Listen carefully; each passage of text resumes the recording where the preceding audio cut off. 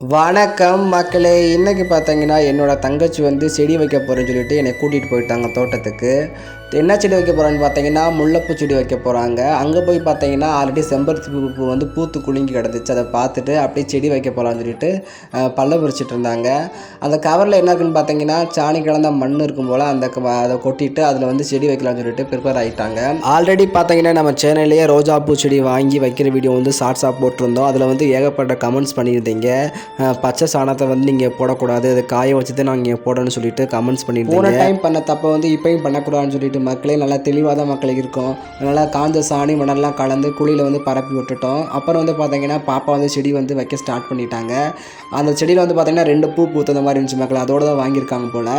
அப்படியே பார்த்தீங்கன்னா நம்ம தோட்டத்தில் வந்து செம்பருத்தி பூலாம் பூத்துட்டு இருந்துச்சு. அதெல்லாம் பார்த்துட்டு அப்புறம் வாழை மரத்தில் வந்து வாழைக்காய் வந்து காய்ச்சிருந்துச்சு மக்களே.